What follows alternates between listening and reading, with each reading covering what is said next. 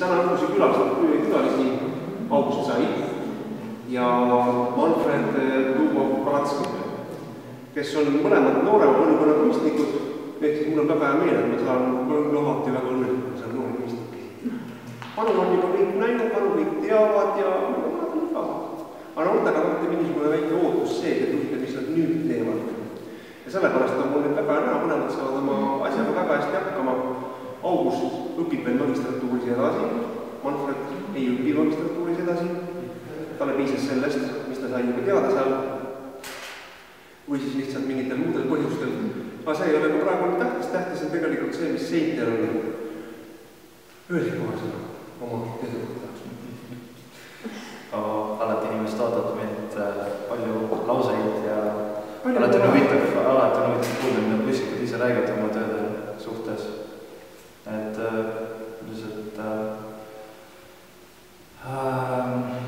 peale selle, et nagu ikka tööd räägides enda eest on see, et me püüdsime kujutada mingisugust kaootilist sidet inimese ja elu vahel, selle looduse vahel, mis siin igal pool on. Ja tegelikult on visuaalne kunst äärmiselt unikaalne selle poolest, et igal meediumil on oma plussid, iga meediumil on oma trump. Maalikunsti trump on see, et ta suudab 1 sekundiga võib-olla öelda päris palju ja võime seda maali vaadata 10 aastat järjest. Ja sinna peale justkui projitseerida väga erinevaid mõtteid ja 10 aasta pärast see maal osutub hoopis teistsuguseks.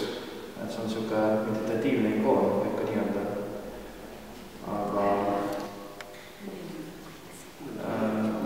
meie maalid on suhteliselt sarnased ja suhteliselt erinevad. Minu maalidel on kujutatud figuure, need on need inimesed. Ja nagu ma ütlesin tekstis, ma kujutan ühte ja sama tegelast läbi mitme kihi. Et just kui võtta meditsiinist väike paralleel nagu magnetresonantstomograafia, kus lõigatakse inimene otses mõttes erinevateks kihtideks laiali selleks, et konkreetselt diagnoosida mingisugust haigustekitajat või mingisugust haiguskollet. Täpselt samamoodi nagu siin kunstis, kus ma püüan justkui diagnoosida seda kaose vormi. Ja see kaose vorm on minu jaoks äärmiselt esteetiline ja seda ma püüdsin kujutada. Et minu jaoks esteetika definitsioon ongi, nagu Dostojevski kunagi ütles, et ilu väestab maailma. Ja parandage mind, kui see oli Lev Tolstoi. Et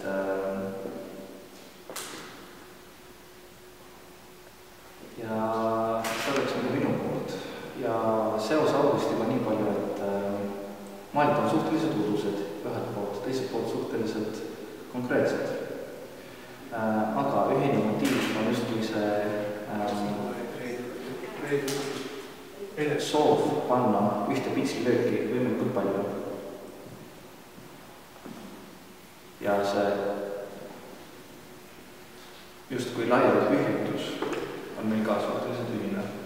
Ma ei ole suhteliselt mees, aga eelkõige ma maalin sellepärast, et see mulle meeldib ja mind huvitab see maalimeediumi, see protsess ise ja kui Manfred uurib võib-olla inimese ja maailma suhet, siis mind huvitab rohkem see maal ise nagu. Ja seda ma üritangi kujutada või nii, et jah, ma loodan, et see minu kirg maali vastu tuleb ka maaljast välja.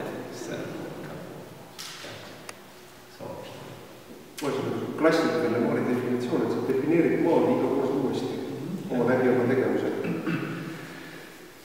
Aga